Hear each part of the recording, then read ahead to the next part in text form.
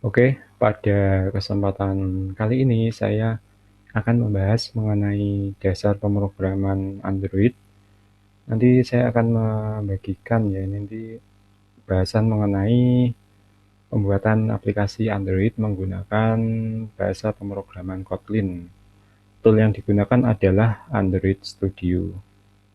Untuk belajar Android Studio ini banyak referensi yang bisa kita gunakan ya. Ini salah satunya yang saya gunakan adalah Code Labs dari Google ya, developer Google.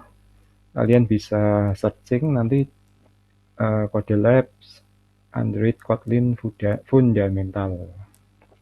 Ini nanti akan dibahas mulai dari instalasi Android Studio sampai topik-topik yang lebih advance ya. Pada video kali ini saya akan membahas secara umum ya, secara singkat mulai dari instalasi Android Studio sampai membuat project. Kita mulai dari lesson 1 nanti bagaimana membangun aplikasi pertama. Ini mulai dari instalasi Android Studio. Langkah-langkah instalasi Android Studio sudah dituliskan, tinggal diikuti saja.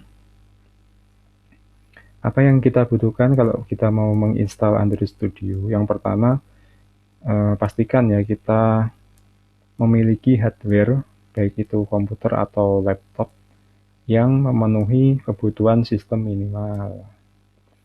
Di sini sudah dituliskan, kita bisa melihat nanti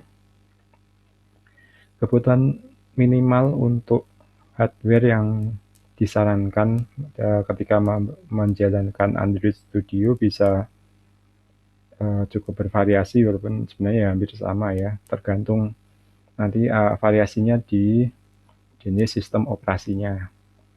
Pada umumnya minimal RAM yang dibutuhkan itu adalah 4 GB, namun nanti disarankan RAM itu minimal yang disarankan adalah 8 GB, atau kalau lebih malah lebih bagus ya.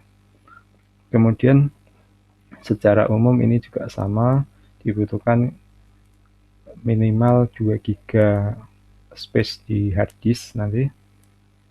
Tapi nanti 2 GB untuk space kosong ini juga saya rasa masih kurang kalau nanti kalian menginstal komponen SDK yang macam-macam ya. Kemudian resolusi layar, saya kira ini sekarang laptop atau PC sudah memenuhi 1280 kali 800 minimal. Kalau sekarang kan 1376 kali berapa itu ya. Dan nanti kalau kalian menggunakan emulator, kebutuhan sistemnya nanti juga akan lebih tinggi ya. Paling nggak RAM sama hard disknya itu nanti diperhatikan. Atau nanti alternatifnya bisa juga menjalankan aplikasi langsung di HP Android-nya. Jadi untuk aplikasi Android ini butuh emulator Android atau nanti pakai smartphone ya. Emulator Android nanti bisa diinstal lewat Android Studio. Sedangkan ini adalah berdasarkan pengalaman saya untuk instalasi Android Studio. Yang saya sarankan ya, yang pertama kalian menggunakan laptop atau PC dengan prosesor generasi terbaru kalau bisa. Untuk yang saya alami, saya menggunakan laptop keluaran tahun 2016, prosesor AMD A8 7410 ya. Tapi semakin lama ini saya sarankan juga menggunakan yang agak baru ya, yang speknya paling enggak sama atau lebih bagus dari yang saya gunakan. Kemudian yang kedua, saya sarankan menggunakan SSD, jadi tidak menggunakan hardware konvensional, karena nanti waktu loading program itu terasa agak lebih cepat ya kalau pakai SSD itu, ya performanya tidak maksimal. Kemudian yang ketiga, gunakan sistem operasi yang enteng. Jadi karena nanti penggunaan RAM sangat tinggi gitu, kita nanti usahakan menggunakan sistem operasi yang ketika idle atau tidak melakukan apa-apa itu penggunaan RAM-nya itu sudah minimal gitu. Kalau saya menggunakan Linux Ubuntu tapi sudah tidak standar ya, karena saya mau melakukan modifikasi desktop. Saya tidak menggunakan desktop environment bawaan dari Ubuntu, tapi mengganti pakai Window Manager SVM. Ini seperti ini Window Manager SVM. Ketika idle, jadi saya tidak membuka apa-apa setelah awal ini ya. Pertama kali laptop saya nyalakan, penggunaan RAM itu sekitar 300 sampai 400 MB. Kalau nanti kalian menggunakan Windows 10 itu, untuk coding Android saya sarankan RAM-nya tadi ya ditambah itu supaya lega, kemudian prosesornya juga kalau bisa yang lebih baru ya dari punya saya begitu. Kalau di sini saya merasa kalau pakai Windows 10 di laptop saya itu kurang maksimal, nanti dia agak berat. Kemudian yang keempat ini ya, tadi menggunakan RAM paling tidak minimal 8 GB ini supaya lebih enak ya. Tapi nanti kalau dirasa ini ya agak hemat juga, paling nggak ditambah juga itu. Jadi kuncinya di RAM, prosesor, dan SSD nanti. Ya minimal 8 GB, kalau 4 GB untuk RAM sebenarnya masih bisa sesuai requirement tadi, tapi disarankan ditambah begitu. Balik lagi ke sini. Tadi selain hardware-nya juga harus sesuai atau memenuhi yang disarankan, kalian nanti juga harus mempersiapkan koneksi internet ya dengan kuota yang besar atau kalau bisa yang unlimited, karena untuk menginstal komponen SDK itu nanti akan menghabiskan sangat banyak kuota begitu. Bagian kedua nanti bagaimana cara menginstalnya. Kalian membuka halaman download. Nanti di sini download ya, ini ya. Nah, ini kalau kita langsung terdeteksi kalau misalnya saya menggunakan Android, maksud saya menggunakan Linux, ini nanti yang di-download adalah Android Studio for Linux. Kalau nanti menggunakan yang lain ya ini menyesuaikan begitu. Terus balik lagi, kalian download, kalian install. Cara instalasi tergantung dari sistem operasinya. Setelah nanti install selesai, nanti kalian ini ya juga mendownload SDK. Nah ini proses download itu download SDK agak lama ya, tergantung koneksi internet. Dan tadi saya sarankan menggunakan kuota yang unlimited. Kemudian setelah instalasi selesai, nanti kalian bisa membuat proyek Android yang pertama begitu. Oke, kita lanjutkan. Setelah instalasi ya nanti jadinya seperti ini kurang lebih. Ini tampilannya sudah saya ganti ya, jadi ini temanya dark theme. Kalau bawaannya itu warna ini ya, interface-nya itu putih ya. Oke, ini kita tutup. Terus ini juga kita akan mulai membuat project Android. Dalam tutorial kali ini nanti kita akan membahas bagaimana membuat project Android. Terus kita akan membahas komponen-komponen dari sebuah project Android begitu ya. Apa yang akan kita lakukan nanti kita membuat project Android yang seperti biasa Hello World ya. Kemudian bagaimana membuat emulator atau virtual device. Terus bagaimana menjalankan aplikasi Hello World tadi di aplikasi virtual dan di smartphone. kemudian kita melihat layout project, kemudian ada file Android manifest.xml yang nanti akan kita bahas. Aplikasi yang kita buat ini sederhana, tidak ada tampilan macam-macam ya, menampilkan teks hello world. Nah, bagaimana cara kita membuat project? Ini adalah tampilan awal dari Android Studio ketika dibuka ya. Kalau ini masih tampilan default, warnanya putih. Kalau punya saya tadi sudah saya ganti pakai dark theme. Di sini ada sejumlah menu untuk membuat project Android baru. Kita nanti ini ya, klik create new project. Terus kemudian ada sejumlah project template yang bisa kita pilih. Ada empty activity, basic activity, dan seterusnya. Ada Google Maps activity kalau kalian mau membuat aplikasi yang ada maps-nya. Kita lihat di sini tutorialnya ya. Kita nanti memilih yang empty activity.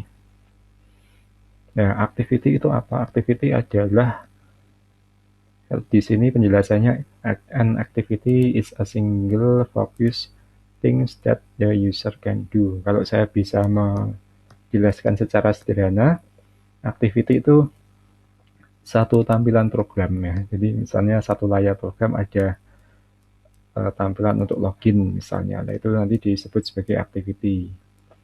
Setiap activity paling tidak memiliki setiap satu aplikasi Android minimal memiliki satu buah activity sebagai entry point.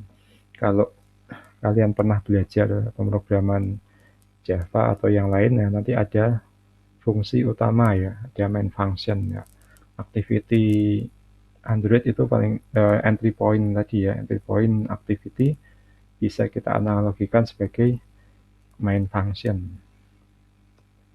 Kemudian activity nanti terdiri dari dua buah kode. Yang pertama kode Java atau Kotlin gitu. Kemudian yang kedua kode untuk layout ya. Jadi ada logic program nanti di Kotlin atau Java, kemudian layoutnya di file XML. Oke, kita lanjutkan, pilih empty activity, next. Ini kita ganti nama aplikasinya,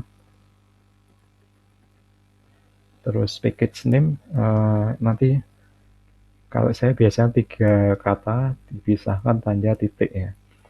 Kalau package name yang disarankan itu misalnya kalian nanti punya domain itu ya, atau website atau apa, ini nanti dibalik ya. Misalnya saya punya domain atau webbelajar.id ya, id-nya dulu, kemudian belajar.helloworld. Ini nanti supaya apa ya, user atau orang itu gampang mengasosiasikan kalau aplikasi ini dibuat oleh atau domainnya atau webnya ada di sini gitu. Atau sebenarnya untuk package ini juga tidak harus sebuah website ya, pokoknya ada beberapa suku kata begitu, minimal 2 ya. Atau 1 sebenarnya juga bisa sih. Nah, package name nanti untuk apa? Nanti untuk ID ya. Jadi misalnya nanti di Play Store itu ada 2 buah aplikasi yang namanya sama persis, tapi nanti itu bisa dibedakan dari nama package-nya. Kemudian save location ini silakan nanti memilih folder untuk menyimpan source code aplikasi. Language ini bahasa pemrograman yang digunakan, pakai Java atau pakai Kotlin. Sekarang yang disarankan itu pakai Kotlin, karena nanti kodenya bisa lebih singkat ya, walaupun sintaknya agak berbeda begitu. Oke, ini untuk tutorial yang saya berikan, saya akan mulai beralih ke Kotlin. Kemudian minimum SDK ini adalah nanti versi Android paling rendah yang bisa menjalankan aplikasi yang kita buat. API ini yang paling baru API 20 berapa 9 atau 30. Nah, ini 30 Android 11. Kalau ini saya pakai default aja Android 19 ya ini. Jadi kalau Android KitKat ini masih bisa menjalankan, kalau nanti yang lebih lama Jelly Bean tidak bisa ya. Oke, seperti itu. Terus use legacy Android support ini tidak usah kita centang. Nanti ini pakai yang baru, nanti kita pakai Android X. Yang ini apa nanti akan ada pembahasannya ya. Mungkin di kesempatan kapan ini. Kalau ini kita centang, nanti cara menangani kompatibilitas aplikasi ya, jadi supaya aplikasinya bisa jalan di Android yang lama itu nanti sintaknya agak berbeda gitu. Untuk ketika import ya, kurang lebih. Terus kita finish ya ini. Setelah selesai menyeting itu kita finish, kita nanti nunggu. Nah, Android Studio akan menggenerate file-file yang dibutuhkan. Untuk coding Android pakai Android Studio, kalian nanti membutuhkan koneksi internet. Karena ini ya, seperti kebanyakan model coding modern saat ini, tool-tool yang ada itu nanti mendownload dependensi, download template itu dari internet. Seperti kalau di Android Studio nanti ada beberapa dependensi atau library yang harus di-download. Ini agak lama nanti, tergantung koneksi internet dan kemampuan hardware. Nah, ketika nanti kalian selesai menggenerate atau membuat project, nanti kita akan disuguhkan 2 buah file ya. Yang pertama file Kotlin, kemudian yang kedua file XML. Tadi untuk activity, ya, menangani activity. Sambil kita menunggu ini Android Studio selesai, nanti kita akan melihat tutorialnya lagi ya.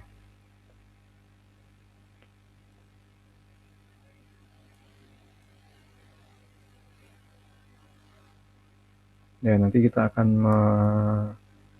melihat-lihat beberapa menu yang ada di Android Studio. Di sini ada project bin. Di sebelah kiri, ya, kiri atas itu nanti isinya adalah kita bisa melihat file-file project-nya. Terus di sini ada Android, ini ada apa ini namanya ya? Default project bin-nya itu Android. Nanti ada pilihan yang lainnya. Ini coba kita lihat. Ini masih melakukan proses indexing. Ya ini jadi Android Studio itu pakai tool namanya Gradle. Gradle itu adalah build tool untuk melakukan build dari source code ke executable ya. Terus kemudian nanti menangani dependensi atau tadi untuk library tambahan. Oke, kita lihat di sini. Ini ada project bin, defaultnya adalah Android. Nanti ada yang lain ya. Ini nanti kalau kita pilih yang lain, misalnya project, nah file-file yang ditampilkan ini tampilannya berbeda. Kalau pakai pilih project ini nanti akan menampilkan bagian ini ya, struktur folder source code yang ada di hard disk ya. Jadi nanti ada folder .gradle, .idea, .app gitu, bukan .app tapi folder app, folder Gradle dan seterusnya. Tapi kalau yang defaultnya adalah Android, nah ini nanti tampilannya disesuaikan ya, lebih sederhana. Bedanya di situ saja. Tapi sebenarnya filenya sama. Oke, itu biar default aja. Kemudian nanti di app folder, di sini ada beberapa folder ya, manifest, folder Java, generate, dan rest. Kita diminta untuk melakukan expand di folder app gitu. Di sini ada manifest Java dan seterusnya ya. Ini akan saya jelaskan secara singkat saja. Folder Java ini adalah isinya file-file source code yang menangani logic program. Walaupun saya menggunakan bahasa pemrograman Kotlin, tapi di sini foldernya namanya tetap Java. Kalau pakai Kotlin nanti kita bisa nyampur ya, ada source code Java bisa dipakai juga di sini. id belajar.helloworld ini nama package-nya tadi. Kemudian ada folder yang lain namanya sama tapi ini ada keterangannya. Ini nanti untuk tes ya, untuk automatic testing. Jadi ada kode-kode untuk automatic testing. Nah, ini nanti dibahas lain kali saja. Ada unit test, ada instrumented test. Kemudian ada folder manifest ya. Di sini ada Android manifest ya. Bisa kita buka dengan cara klik 2 kali begitu. Ini adalah file XML yang isinya adalah konfigurasi ya, kurang lebih konfigurasi program. Yang ada di sini nanti apa? Yang pertama activity ya. Jadi di aplikasi kita ada activity apa? Ini yang pertama yaitu kita tadi bikin satu activity namanya main activity. Nah, kemudian si activity tadi dideklarasikan di file XML ini. Nama activity-nya apa? Main activity. Kemudian di sini ada intent filter. Nah, ini maksudnya apa? Di sini ada Android.main dan launcher. Kurang lebih artinya activity ini adalah main entry-nya tadi ya. Jadi activity yang pertama kali dijalankan. Kemudian yang lain di sini ada konfigurasi application. Nanti mengatur ya, ini kurang lebih beberapa saja ya saya sebutkan. Kita bisa menentukan nanti icon aplikasi ya ketika diinstal ya. Ini icon aplikasi defaultnya kotak hijau, kemudian ada logo kepala Android. Ini nanti bisa kita ganti. Kemudian label ini adalah nama aplikasinya. Ini icon juga, run icon dan seterusnya ya ini. Kemudian ada folder res, ini adalah salah satunya. Nanti kita punya layout folder file XML yang untuk layout atau tampilan aplikasinya itu. Ya, ini ada previewnya kurang lebih seperti ini. Ya, hanya lewat ini ya. Ini preview, nanti kita bisa lihat kodenya ya. Ini kodenya bentuknya XML.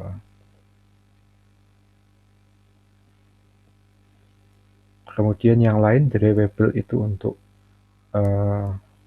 nanti aset atau gambar ya, atau icon gitu, bitmap itu juga. Nah, kemudian ada values, nanti kita jelaskan sambil jalan gitu. Kemudian ada Gradle script. Nah, ini yang tool yang Gradle tadi ya.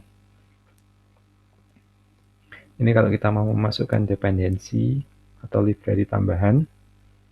Kemudian ada versi SDK yang dibutuhkan untuk mengcompile source code ini.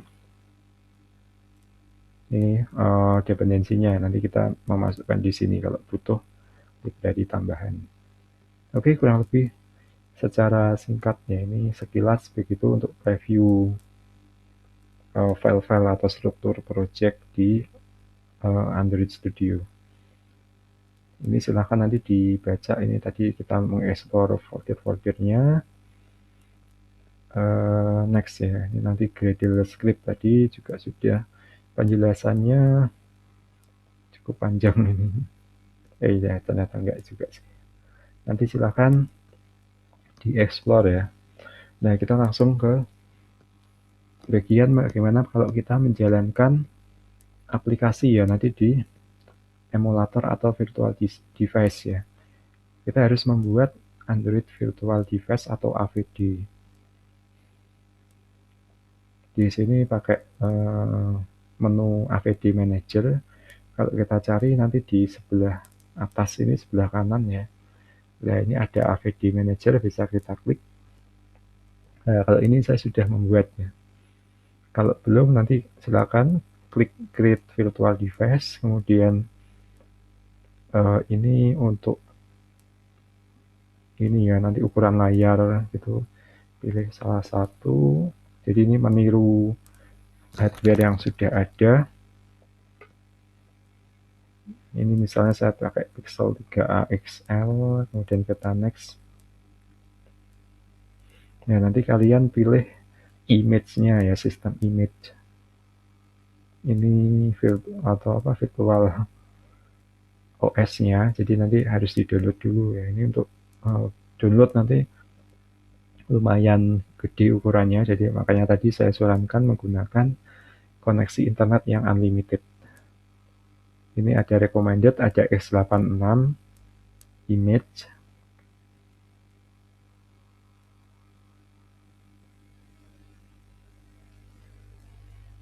Ini beda arsitektur aja, kalau nanti X86 image itu kalau mau pakai image yang atau virtual device yang mengemulasi arsitektur X86 ya. Terus ada yang order ini kalau butuh arsitektur yang lain ARM dan seterusnya, nanti kalau silakan next finish ya gitu ya. Ini tidak saya lakukan karena saya sudah punya. Oke, saya sudah ada, ini bisa kita run dulu ya. Klik tanda panah itu, nanti lah ini bisa saya close, bisa kita perbesar gitu. Ini aplikasi yang pernah saya jalankan sebelumnya. Android Virtual Device atau emulator ini nanti ya seperti HP Android gitu ya. Nanti ada berbagai macam aplikasi. Oke, bisa kita abaikan dulu, terus nanti kita running ya. Aplikasi Hello World tadi. Ini bisa kita klik ya, tanda panah hijaunya tadi ya, klik. Nanti kita nunggu. Nah, untuk proses menunggu sampai dia jalan itu juga agak lama, itu tergantung tadi kemampuan hardware kalian. Dan apa ya istilahnya, kalau ada download library juga agak lama. Ada ini, ketika kalian menjalankan aplikasi Android di emulator, kemudian misalnya kalau saya sambil membuka web browser, nah ini penggunaan memori sangat tinggi ya. Ini misalnya ini saya pakai laptop 8 GB RAM-nya, tapi yang 1 GB digunakan untuk VGA. Bisa kita lihat. Nah ini RAM-nya yang free tidak sampai 1 GB.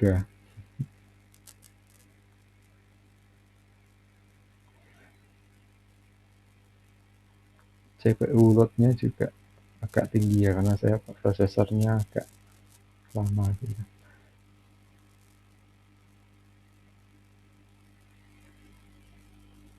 Ya, supaya agak enteng sih, saya sarankan menutup aplikasi lain yang tidak dibutuhkan ya ini.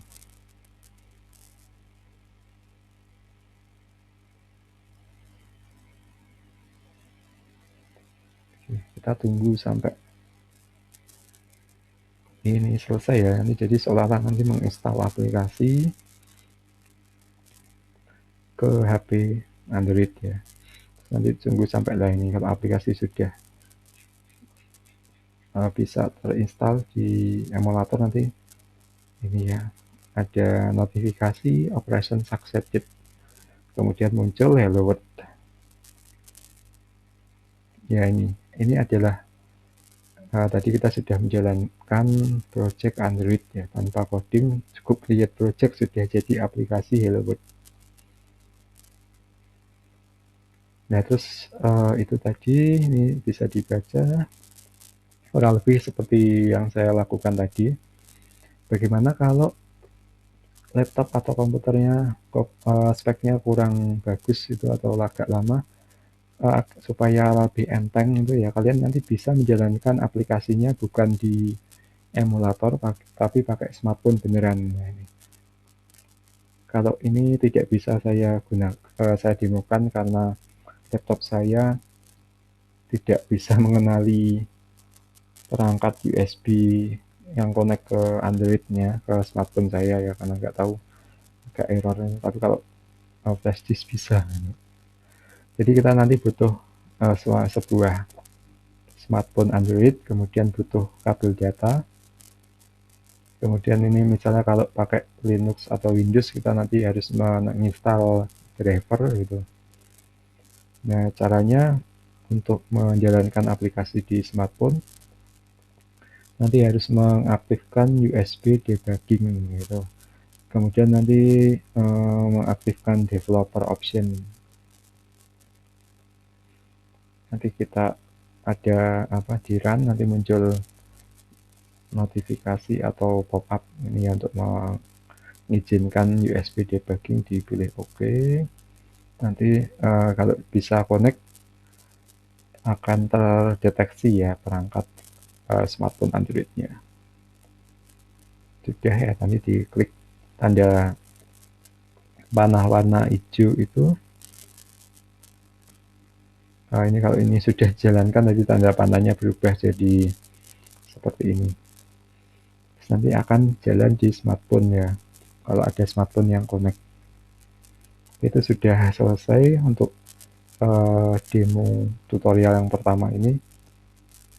Nanti di sini kalau di Kode Lab itu ada coding challenge, kalian nanti ditantang untuk melakukan beberapa hal gitu ya. Oke, terus itu sudah ada ringkasan. Ini juga ada PR kalau nanti misalnya niat mengerjakan.